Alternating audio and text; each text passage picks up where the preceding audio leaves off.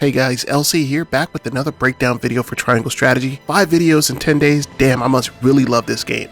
Today we'll be venturing into everyone's favorite topic of discussion: who are the best characters in Triangle Strategy, and why? Before we start, I just want to give a major shout out to everyone who took the time to watch the previous videos and provide feedback and drop a comment, a like, or a sub. I really appreciate you guys. Now, on to the show. So to preface this, let's go over my credentials. This is my opinion based off 4 complete playthroughs of this game on easy, normal, hard, and new game plus. I'm currently at around 70 plus hours of playtime, so I'd like to think I have a pretty decent handle on the mechanics and working of this game, but alas, there will always be much more to explore. Okay, for the sake of this video, I'm going to focus on the absolute strongest units in my opinion, and break down what makes each unit great, and give a general explanation and overview of their toolset. Now, some characters vary drastically depending on the current mode you're in, so with that in mind, I've made a generalized list that will suit most playthroughs between easy, normal, hard mode, and new game plus.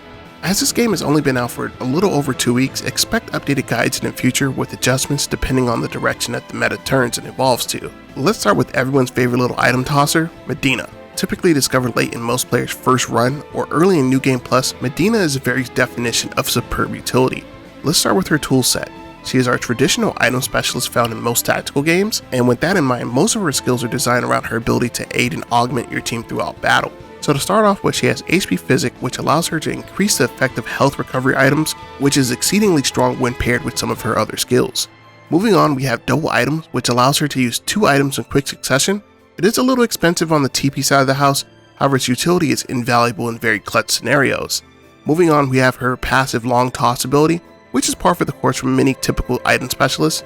And then jumping over to fast acting medication, as Poison Pellet really isn't much to write home about, this essentially is an item version of Benedict's now, but that costs less TP. Again, its application in battle is almost infinite. It's like having in tandem the whole match for allies near you. Now finally, we move into the thing that truly makes her completely busted, TP Physic, which allows her to grant 1 TP when using health recovery items. This tied with something like Long Range Recovery Pellet creates hilarious scenarios when paired with something like Double Items. This alone makes her the game's best TP battery and a must-have for hard mode and new game plus grinding. The only major caveat when it comes to Medina is that she will hurt your pockets. Keeping an abundance of long range pellets stocked up as well as any other items that you want to throw in battle can definitely be a deal breaker for some, but as somebody that made this guide, she was right up my alley. Now with all that being said, would you believe me when I said that she still isn't by far the best character in this game? No, that spot is reserved for our time warping god, Quahog. Let me just get this out of the way up front. This character is completely busted and unbalanced, like I'm talking Dark Virgil levels from Marvel 3. I'm not entirely sure if he wasn't thoroughly playtested or perhaps he was a very late addition to the game. Either way, it's to our benefit, boys. So let's break down this absolute menace to the battlefield. So being a time mage, Quahog's entire gimmick is to disrupt the flow of battle for its enemy and to use time to assist his allies. Let's start by taking a look at his skills. Time Compression is a standard haste style skill, and while I'm not the biggest fan of haste in this game, truth be told I find it to be a bit on the weaker side overall. However, it can be amplified a bit further within his weapon tree, although again I found this to be rather unnecessary. Now this next skill is when things start getting a little zany. Turn Back Time essentially is the game's best low cost mulligan. It allows you to fix mistakes that you might have made with a unit's placement, unless it costed them their life of course. This skill opens up a myriad of different playstyles you can adapt while using Quahog, and once you become proficient with it, its utility will allow you to effortlessly bait your enemy and strategize on the next level. Moving on, we have In Due Course, which is actually a decent delayed magic attack that does AoE damage after 1 turn. You typically won't be utilizing the skill too much as his other skills effortlessly eclipse it. On the warp space, we have another insanely good bailout maneuver in the event that you've overextended a unit or you need to get a unit somewhere really quickly. Terrific skill that I found I utilize a decent amount within hard mode and new game plus runs. Now this next skill is where we start getting into completely broken territory. Stop Time freezes the entire map for 2 turns and gives you an additional action. This tied with Turn Back Time allows one character the ability to go completely ham for 2 turns, unimpeded. This is brilliant as a utility to bring down troublesome boss type characters, and literally that's just the tip of the iceberg when it comes to this skill. Moving on, we have Distorted Space, which can be seen as a bit of a situational skill, however it did allow for this absolute hilarious sequence that I saw on the Triangle Strategy Reddit.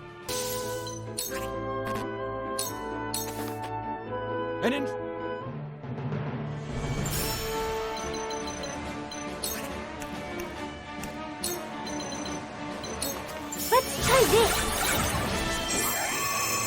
I think this is best utilized when dealing with isolated enemies that may be too far for your melees to catch, but switching them with Quahog will allow the foothold you need to take them down. I would say be very careful with this skill, as it could potentially put Quahog in some very dicey situations if utilized recklessly. Then to cap it all off, we have his weapon skill, Reverse Space Time, which resets the battlefield back one turn and is the game's greatest do-over. At this point, I think they were just literally giving Quahog skills that were left over quietest cards that I just don't know what to say, that is completely broken. In the end, Quahog's utility is going to be determined solely based off your imagination as a player. There are clear and obvious ways to utilize his immensely powerful toolkit, but I think that we've literally just scratched the surface of what this character will mean for most endgame comps. This man gets his own tier. And moving on to our next candidate, we have the Byzantine temptress herself, Milo. Milo, yeah, there's just something about her that got me like. Yes, Father, what was that verse about temptation that you gave earlier at the service? Now, my first playthrough, I didn't really think much of Milo. I thought she had a decent toolkit and superior movement with Moon Jump, but after seeing her in action in my second and third playthrough, she is a quintessential element for any top tier comp that you might be looking to create. So let's start off with her skill set. Green Mist is a decent damage dealer that also inflicts poison. Her other skill, Blue Knight, is also a very good skill. However, I did find the hit rate on it to be consistently on the lower side of it, and when I tried it out, it could just be me, but I only ended up using it around 4 to 5 times in 3 playthroughs of the game. It just really had a really low hit rate. And then we have an excellent passive evasion buff in Instinct, which is excellent if Milo finds herself cornered or having to deal with consecutive enemy attacks. Moving on, we have Heart Stealer, which is a decent skill with a decent temp rating depending on the opponents you're combating. Up next, we have Evade Detection, which is good for getting out of sticky situations or pushing the advantage in early game. Then we have Stardust, which has the ability to paralyze all enemies in range for 2 turns. Now, paralysis is the best negative status effect in this game. However, the hit percentage on this seemed to be a bit on the lower side consistently, so I really wouldn't stake, getting this off consistently in each match. Now, I know what everyone's thinking. This guy really hasn't said one positive or glowing thing about Milo just yet. Well, I've saved the best for last. Her weapon skill, Power of Love, is completely broken. It's 100% temp rating on anything outside of some boss characters, and this with Evade Detection allows her to get into the thick of enemy units and cause complete chaos. Utterly game changing. The only major thing with Milo is that you really have to pick your spots. You have to know when to get in and when to get out. If you do that well and keep her loaded with TP, she can easily turn the tide of battle in most encounters. Okay, so those are the 3 undisputed gods of this game. Unless a new tech is discovered down the road for niche character picks, I honestly don't see this changing in the future. So moving on to very powerful but not uber broken characters. Starting with Eridor. This man is your tank, literally. He is by far and away the best defensive unit you get in this game, and tied with proper support and positioning, this man can absolutely power through the most difficult of maps. Having the highest physical defense in the game and some of the best abilities, Eridor brings a lot to the table. Let's take a gander at his skills, shall we? To start us off with, we have Provoke, which has a chance to infuriate all enemies within range for 2 turns, an excellent stop button for mages and archers if Eridor can approach unimpeded. Then we have the excellent Sprint ability, which allows Eridor to cover ground. This paired with a movement bangle will allow him to get into the fray much quicker. His movement can also be helped by support units like Hasabara with her excellent catapult skill. Moving on, we have the great Steelback passive skill, which decreases damage when being hit from behind, very good in a pinch. Now onto one of my favorite skills of his, Ram Foe, which allows him to knock opponents back 5 squares and moves him up 1 square. Its utility is undeniable. This will be your go-to attack method when not utilizing Provoke. Moving on, we have Physical Counter, a passive skill which helps him shave down enemies HP wise. Now this next ability on the attack is a bit of a gambit. It raises your strength but lowers your defense, which is typically the entire reason that you brought Eridor along. This is probably utilized best late match or if you're looking to finish off a boss or have an enemy completely isolated. Then we have one of the best weapon skills in the entire game, King Shield. Become invincible and infuriate all enemies within range for 1 turn. This outside of Quahog is probably the game's best panic button and has saved me in many late game encounters on hard mode. Its utility is invaluable and one of the things that single-handedly place him in the upper echelon of characters. Okay, so far you might have noticed a trend that most of the characters listed here are mostly support or utility characters. In other words, specialists. I think that specialists in this game handily edge out most generalists and also trump raw power characters when it gets to the absolute nitty-gritty.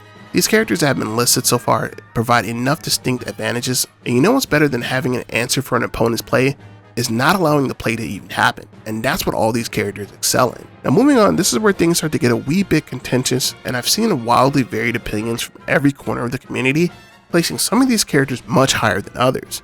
That being said, let me give you my final 2 picks for best character. There's a noticeable utility and power scaling drop off from this point, so keep that in mind. Now we have everyone's favorite wily old man, Benedict, has to make this list due to his utility as your synergist.